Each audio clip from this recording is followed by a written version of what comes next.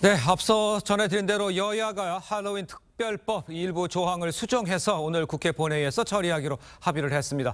자, 하지만 해병대원 특검법은요, 여전히 평행선을 달리고 있죠. 두 분 패널분과 함께 자세한 정치권 소식 짚어보겠습니다. 최수영 정치평론가, 강성필 민주당 국민소통위 부위원장 모셨습니다. 안녕하십니까? 네, 반갑습니다. 자, 먼저 할로윈 특별법 합의 관련해서 여야의 목소리와 대통령실 입장까지 이어서 들어보도록 하겠습니다. 당초 6개월 이내 기간으로 활동하되 3개월 이내에서 연장 가능한 안으로 과거에 어느 정도 합의 본 바가 있었으나 이번에 민주당의 주장을 받아들여서 현행 법안을 유지하도록 하였습니다. 피해자 가족분들이 여야가 합의해서 처리하는 것이 가장 중요한 원칙이다라는 입장을 가지고 계셨기 때문에 합의 처리에 주력을 했다는 점 다시 한번 좀 강조해서 말씀을 드리고요. 29일 있었던 윤석열 대통령과 이재명 더불어민주당 대표 간의 회담을 통해 여야 간 협치와 정치의 복원이 시작됐는데 이번 이태원 특별법 합의는 그 구체적인 첫 성과라고 평가합니다. 자, 지금 보면 대통령실도 환영 입장을 낸 겁니다. 보면은 이제 영수회담 관련해서 이 언급이 있었고 그래서 좋은 결과가 이렇다 이렇게 보면 되겠습니까? 그렇습니다. 저는 정치 복원의 한 사례로 생각합니다. 그러니까 이런 것이 바로 정치다. 그러니까 대통령과 이재명 대표가 만나가지고 우리가 최소한 이태원 참사 특별법에 대해서는 독소조항, 그러니까 그 특위가 갖고 있는 영장 청구권만 좀 빼는 그런 독소 조항을 제거하면은 충분히 이제 받아들일 수 있다는 것을 뉘앙스를 밝혔고 바로 이틀 후에 여야가 합의해서 이렇게 이제 독소 조항을 빼고 그다음에 국민의힘도 한 발 양보해서 조사의 기간이라든가 조사의 구성에 대해서는 또 민주당안을 그대로 수용하지 않았습니까? 이런 측면에서 놓고 본다면은 바로 이제 22대 국회가 좀 이렇게 갔으면 좋겠는데 과연 그렇게 갈진 모르겠습니다만 서로 한 발씩만 양보하면 이렇게 출구가 짜여질 수 있고 유가족들의 마음도 달래줄 수 있다라는 좋은 선례를 남긴 것 같아서 시작은 좋은데 과연 이것이 이제 순항할지는 한번 지켜봐야 될 것 같습니다. 알겠습니다. 시작은 좋은데 순항할지 지켜봐야 되는데 양보한 것들 이런 것들은 글쎄 뭐 꼭 밀어붙여야 되는 게 아니라 이제 협의를 통해서 결과물을 얻었다 이렇게 볼 수는 있습니까? 맞습니다. 저는 제 기억에는 21대 국회에서 이런 협치가 처음으로 이루어진 게 아닌가 해서 상당히 높이 평가를 하고요. 사실 민주당에서 박주민 의원이 말을 했지만 가장 중요한 것은 그 유가족의 의사 아니겠습니까? 근데 유가족이 과거 특조위 사례를 보면 반쪽짜리 특조위는 성공하지 못했습니다. 그러니까 여야가 꼭 합의를 해서 특조위가 발족을 해야지 성공할 가능성이 높기 때문에 유가족의 의견을 매우 반영을 했고요. 결국에는 이제 민주당도 영장 청구 의뢰권을 양보했고 또 국민의힘에서도 구성과 기강에서 양보를 했기 때문에 이번 특조위가 잘 돼가지고 진실규명도 잘 되기를 바랍니다. 알겠습니다. 마무리까지 잘 돼야겠죠. 자, 하지만 이제 또 다른 쟁점 법안이 있죠. 해병대원 특검법. 이 문제는요, 여야가 여전히 이견을 좁히지 못하고 있는 상황입니다. 민주당은 단독으로라도 오늘 본회의에서 처리를 하겠다 이런 입장인데 그러면 국민의힘은 이제 어떻게 대응하겠다는 겁니까? 최소한 이제 1차 전략은 아마 이제 의사 일정을 갑자기 기습 변경해가지고 이제 아까 이태원 법 처리가 된 다음에 이걸 상정할 수가 있거든요. 그렇게 될 경우에 이제 뭐 방법은 없으니까 퇴장하겠다는 건데 국민의힘의 안은 이렇습니다. 그러니까 지금 공수처가 조사의 속도를 내고 있지 않습니까?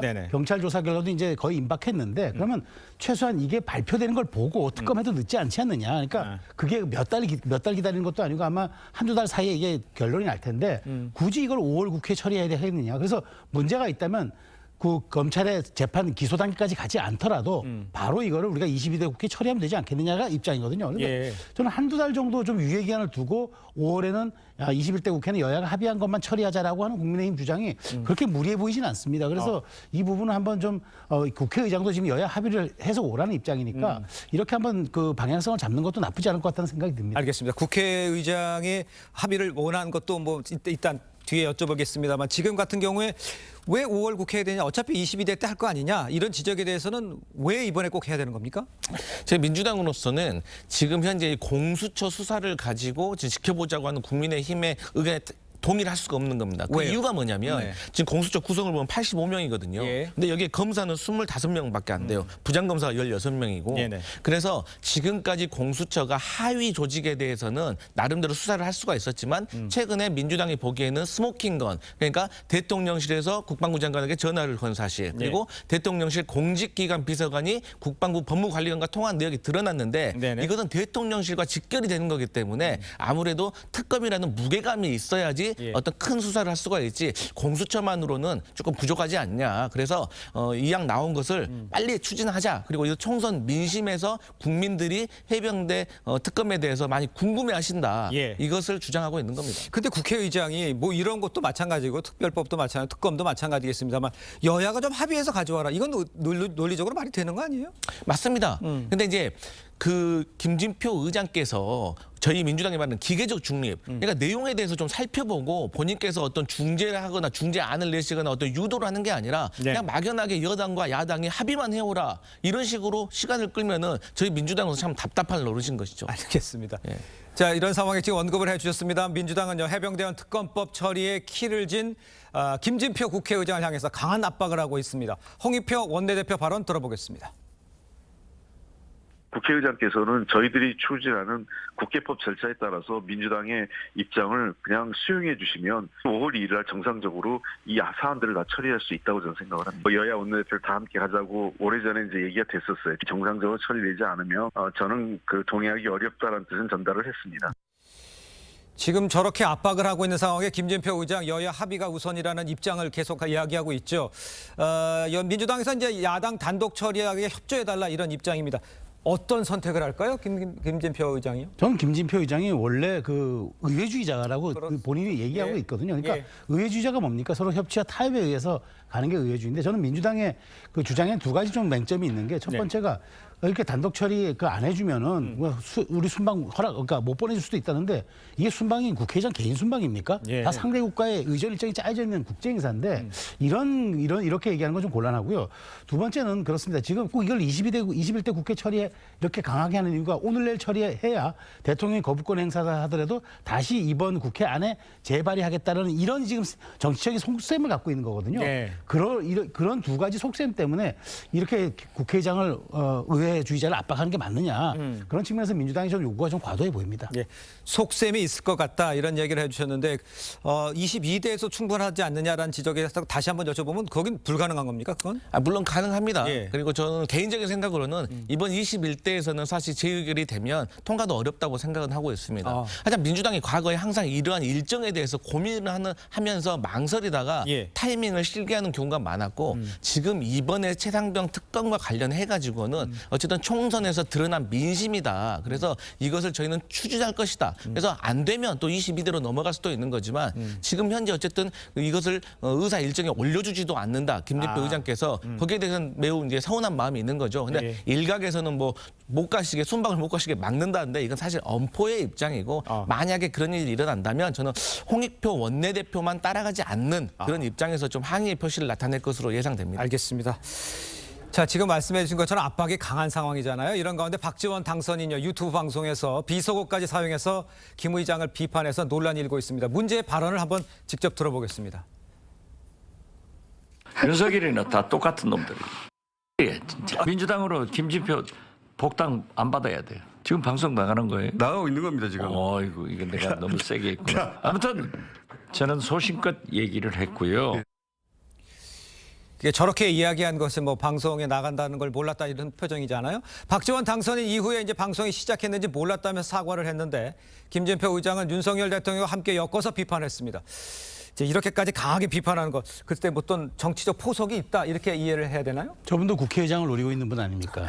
근데 저는 생각합니다. 지금 웬만한 방송인보다도 더 방송 커리어가 많은 분이 박지원 당선인인데 저분이 이제 방송에 온에어가 들어와 있다는 시작이라는 방송 중이라는 걸 몰랐다고요?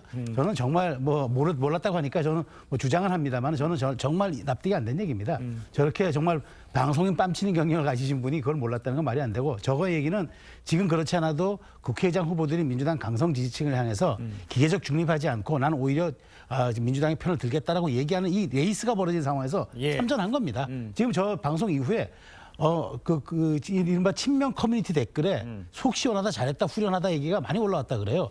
성과를 거뒀겠죠. 사과는 했지만. 전 그런 측면에서 과연 저게 원로의 품격인가. 그리고 국회의장 자리가 저렇게 지지층의 호소에서 따낼 수 있는 그런 전리품인가 예. 강하게 문제 제기하지 않을 수 없습니다. 알겠습니다. 자, 이런 가운데 차기 의장 후보로 거론되는 정성호 의원 또 우원식 의원, 김진표 의장을 강하게 비판하고 있는 상황입니다. 글쎄 아까도 말씀해 주셨지만 기계적으로 중립해서는 안 된다라고 말씀하셨잖아요. 그럼 도대체 어떤 사람이 민주당에서는 또 국회의장이 되어야 된다라고 보시는 겁니까? 편에 들어야 되는 겁니까? 그건 아니잖아요. 네, 저희가 기계적 중립이 옳지 않다라고 말씀을 드리는데 그런다고 해서 무조건 민주당 편을 들어야 된다 그런 건 절대 아닙니다. 네. 국회의장으로서 균형감과 중립감이 있어야 되죠. 예. 저희 민주당만 언제 계속해서 국회의장을 할 건 아니지 않습니까? 다만 국민의힘이 옳다고 생각하면 과감하게 민주당 눈치 보지 말고 국민의힘의 편도 들어야 되지만 예. 또 민주당 출신이라고 해서 민주당 편 드는 거에 대해서 두려워하지 말라는 그런 의견인 거거든요. 예. 그래서 이러한 것은 이제 의장이 되면 또 균형감과 어떤 책임감이 생기기 때문에 그렇게 될 거라고 생각을 하고 네. 아마 이제 지금 이제 의장 후보들이 저희 민주당 내에서 의원들이 어떤 국회의장이 돼야 되냐에 대해서는 예. 첫 번째로 좀 깜이 되어야 한다. 아. 그러니까 여당과 야당 통틀어서 존경을 받아야 되는 자리 아니겠습니까? 하지만 지금 후보들이 모두 여야를 막론해서 이렇게 존경을 받을 수 있는 분인가에 대해서는 의원들 나름대로의 판단이 있을 거라고 생각을 합니다. 그렇지만 이제 뭐 시청자 입장에서는 입법 독주 강행하는 이미지는 계속 남아 있는 것 같아서 그걸 좀 걱정하고 있다라는 말씀도 제가 덧붙여 드리겠습니다. 자, 이런 가운데요. 해병대원 특검법을 놓고 여야가 또다시 강대강 대치를 이어갈 분위기죠. 차기 원내대표 단독 출마한 이 박찬대 의원 22대 국회가 열리면요. 김건희 여사 특검법을 바로 발의하겠다 이렇게 밝혔어요.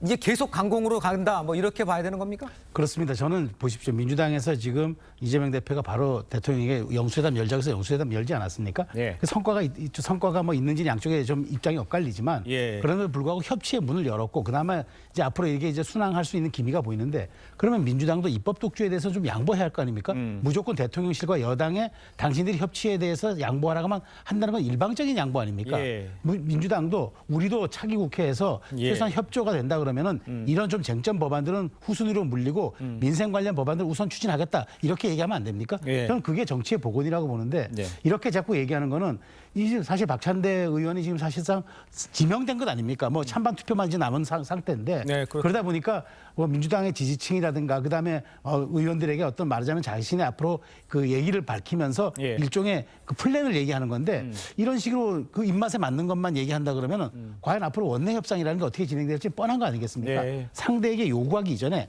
우리도 조금 양보하는 그런 모습을 보이는 게 저는 정치의 출발이라고 생각합니다. 알겠습니다.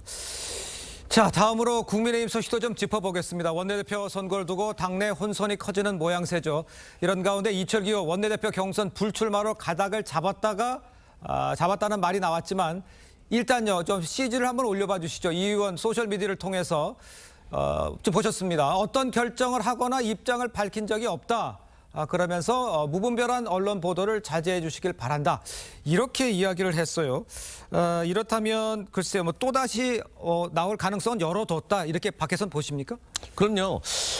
저는 개인적으로 이철규 원내대표 후보자가 저는 출마할 거라고 생각을 하고 그렇습니까? 있습니다. 예. 왜냐하면 지금의 어떤 사실 다른 정치적인 변수가 너무 많거든요. 네네. 예를 들어서 최상병 특검법과 관련해 가지고도 22대에서 이제 강행이 될 거 아니겠습니까? 네. 그리고 저희 민주당이 이채 양명주 그래서 김건희 여사 종합 특검법도 준비를 하고 있는데 이런 거에 대해서 여당 내부에서도 동조하고 있는 의원들이 분명히 있습니다. 그렇기 때문에 이러한 표단 속에 있어서 정말 충실히 대통령실과 합을 맞춰서 하실 분이 과연 누구인가라고 생각을 해보면 예. 저는 개인적으로 이철규 의원밖에 없다고 생각을 해요. 그렇기 네. 때문에 이철규 의원이 끝까지 저는 원내대표에 출마할 것으로 예상하고 있습니다.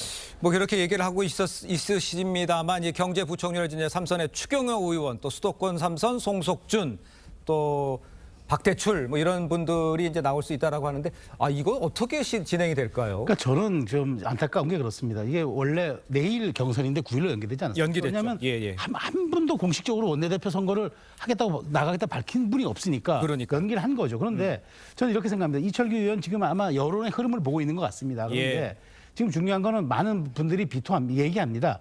자, 총선 패배 책임이 있는 분이 나와야 되겠느냐. 그런데 그러면은 이 지금 3선 이상 중진들만 해도 거의 예. 30-40명 되는데 아니 이분들은 그러면은 그렇게 비판할 땐 비판하지만 그러면 누군가 책임 있게 나서 줘야 하는 것 아닙니까? 예. 저는 저 평론의 영역에서는 우리가 비판할 수 있어도 최소한 원내대표를 해야 하고 또 있어야 하는 그런 자리인 만큼 저는 예. 중진들의 책임 있는 결단이 필요하다. 그래서 다양한 분들이 겨뤄서 비로소 선택받을 때 그래야 민주정당이라는 소리를 들을 거 아니겠습니까? 예. 그래서 저는 좀 한두 분이 이어지지 않을까라는 기대는 갖고 있습니다. 출마 선언이. 그러니까 추가적으로 출마 선언이 네네. 나와 있고 예. 이철규 의원도 나오고 같이 다 이제 그렇죠. 알겠습니다. 자, 구인난을 겪는 이 원내대표 선거와 달리 당대표 도전 의사를 내비치는 인사들은 지금 조금씩 늘어나고 있는 모양새입니다. 비윤계 유승민 전 의원도 출마 가능성을 열어뒀습니다. 한번 직접 들어보겠습니다. 혹시 전당대회 나갈 계획은 없으십니까? 고민을 할 수밖에 없죠. 이 나라를 위해서 제대로 된 일을 하고 싶다. 우리 당을 위해서도 바뀌어야 되잖아요. 그런 점에서 저는 굉장히 좀 문제의식을 갖고 있습니다. 문제의식을 갖고 있고 또 유승민 전 의원 늘 나라를 위해서 제대로 된 일을 하고 싶다 이렇게 이야기를 했습니다. 당권 도전 가능성 시사는 했는데요. 뭐 가능성이 있다고 보세요? 밖에서 볼 때는 어떠세요? 네, 제가 개인적으로 생각했을 때는 이미 유승민 전 의원은 출마 선언을 한 정도의 수준으로 출마 가능성을 내비치고 있다라고 평가를 그렇습니까? 하고 있습니다. 예. 다만 이제 객관적으로 제가 봤을 때 과연 유승민 전 의원이 과연 새가 있느냐, 그러니까 명분은 충분히 있지만 당선 가능성이 있느냐에 대해서는 좀 회의적입니다. 왜냐하면 이 당내에서 유승민 의원께서는 당을 위해 쓴소리를 했다고 생각을 하시는데 예. 제가 느끼는 바로는 비판이 아니라 좀 비난으로 느껴지는 당원들과 지지자가 많다는 걸 좀 느끼고 있어요. 예. 그래서 지난 또 총선에서도 뭐 물론 당에서 유승민 전 의원에게 역할을 준 건 없지만 네네. 나름대로 본인이 조금 더 희생과 헌신을 할 수 있었음에도 불구하고 당과 좀 각지는 모습을 보여서 결국에는 당원들로부터 좀 지지를 받는 것이 좀 어렵지 않을까. 그래서 본인은 여론조사를 좀 섞어서 하게 되면 본인에게 승산이 있다고 생각하는 것 같지만 예. 유승민 전 의원만 나오는 출마를 할 것이 아니기 때문에 예. 저는 당선 가능성이 매우 낮다 이렇게 보고 있습니다. 아까 좀 전에 그 희생과 헌신이 있었어야 된다 이렇게 얘기를 해주신 부분과 연관이 되는 것 같은데요. 유 전 의원은 지난 총선 때요. 수원 출마 제안을 받았었다. 그런데 윤 대통령과 한동훈 비대위원장 둘 중 한 분이 거부를 해서 무산됐다. 이런 취지의 발언을 하기도 했어요. 오케이를 하면 나갈 거라고 했는데 그렇지 않아서 못 나갔다. 이런 이야기거든요. 이 부분은 어떻게 이해를 하십니까? 글쎄요, 저도 공관위원장이 제안을 했다. 공관위원장은 당시 이제 전략적으로 판단했을 겁니다. 그러면 이런 중진급 의원을 수도권 벨트에 남부 벨트에 투입함으로써 뭔가 선도마 역할을 해보겠다. 근데 이제 이게 공을 다시 넘겼다는 거잖아요. 예. 한동훈 비대위원장이나 윤 대통령이 판단해라. 뭐 윤 대통령이 뭐 공천에 개입한 건 없으니까 실적으로 당 지도부가 판단하는 그런 의미 같은데 예. 저는 그렇게 된다 그러면은 저는 아마 내부에서 논의가 많았을 것 같아요. 그러니까 공관이라든가 이제 그런 이제 당 핵심 지도부들 사이에서 과연 이게 우리 당의 전체적 그 외연 확장을 위해서는 이게 필요한데 이게 우리 지지층이라든가 또 여러 가지 앞으로 선거 전략에서 이게 유용한 것인가 아마 예. 이런 경론 끝에 아마 회신을 주지 않지 않았을까라는 생각이 들어서 뭐 이걸 사실 뭐 유승민 전 의원은 윤 대통령에게 공을 넘겼다고 얘기하지만 실질적으로 뭐 사실 대통령이 공천에 개입한 흔적은 없고 또 그렇지 않았기 때문에 예. 저는 이 부분은 아마 당이 전략적 측면에서 이게 유용한 것인가를 놓고 다시 한번 재검토를 하다가 회신 불가로 그냥 마무리 짓지 않았을까 저는 그렇게 결론 내립니다. 예. 그러면 이렇게 한번 여쭤볼게요. 지금 상황에서 뭐 안철수 의원도 나오고 있고 나경원 의원도 이야기 나오고 있어. 지금 이 당권 경쟁은 어떤 식으로 흘러가고 있는 상황입니까? 저는 당권 경쟁만큼은 이런 합의가 있는 것 같아요. 최소한 원내대표는 모르겠지만 당권만큼은 수도권 의원을 좀 맡아줘야 한다. 그래서 우리가 수도권 확장력이라든가 중도 확장성이 있는 사람들이 당을 맡아야 이것이 혁신과 쇄신의 모습을 국민에게 보여줄 수 있다. 그런 측면에서 지금 거론되고 있는 분 나경원, 안철수, 뭐 유승민까지 포함해서 예. 그래서 저는 여러 가지 이렇게 나오는데 중요한 건 룰이잖아요. 그렇습니다. 지금 당원 100% 룰이라면은 사실 꺼리는 분들이 많게 돼요. 근데 이게 조금 개정이 된다 그러면은 굉장히 예. 많은 여지가 생기기 때문에 네네. 그게 변수일 거라고 저는 생각합니다. 알겠습니다. 지금 당원 100%룰 때문에 이제 문제가 생길 수 있다는 얘기를 해주셨습니다만 밖에서 봤을 때 국민의힘의 이 당원 100% 룰은 어떤 느낌으로 오십니까? 사실 지금 당원 100%보다 당연히 이건 논의하는 자체가 저는 좀 잘못됐다고 봅니다. 왜요? 당연히 수도권 참패를 했기 때문에 그만큼 민심에 예민하게 경청하지 못했다는 지적이 있는 거 아니겠습니까? 예. 그렇기 때문에 당연히 여론조사를 섞어서 민심을 들어서 당대표를 선출하는 것이 저는 맞다고 보거든요. 네. 근데 이제 앞으로 이제 그 국민의힘의 차기 전당대회의 어떤 구도는 예. 제가 볼 때는 이철규 의원이 원내대표가 되느냐 안 되느냐에 따라서 집단 지도체제로 가느냐 아니면 단일성 지도체제로 가느냐로 좀 바뀔 것 같습니다. 예. 그러니까 이철규 의원께서 원내대표가 되신다면 친윤이기 때문에 아무래도 집단 지도체제로 돼서 뭐 나경원, 안철수, 뭐 윤상현까지 다 나가셔가지고 뭐 1등이 당대표 되시고 2등, 3등이 뭐 최고위원에 대해서 조금 강한 지도부를 예. 만들 것이고 예. 만약에 비윤이 원내대표가 된다. 그러면 단일성 지도체제로 가서 뭐 비윤들 중에서 좀 합의를 봐서 저는 좀 한 분이 당대표가 돼서 당을 이끌 것으로 그렇게 예상되어집니다. 황의조 비대위는 이 룰을 개정할 수 있다고 보십니까? 해야 된다. 저는 당연히 해야 된다. 이거는 뭐 선택의 문제라고 저는 생각합니다. 이건 당연히 문제고, 왜냐하면 이게 개정되지 않으면 우리가 그러잖아요. 당의 주인은 당원이다. 당원 주인이 맞죠. 그렇지만 그 당이 목표가 무엇입니까? 정권을 찾아오는 거다, 획득하는 것 아닙니까? 그렇죠. 정권 획득은 당원이 하는 게 아니라 국민이 해줍니다. 당연히 국민의 민심을 수렴할 수 있는 최소한의 구조는 만들어주는 게 저는 민주정당이라고 생각하기 때문에 황우려 비대위가 이 부분은 조금 더 수렴해서 좀 뭐 말하자면 바람직한 결론을 내려줘야 한다고 저는 생각합니다. 바꿔야만 한다. 네, 알겠습니다. 자, 두 분 말씀 여기까지 듣겠습니다. 고맙습니다. 감사합니다.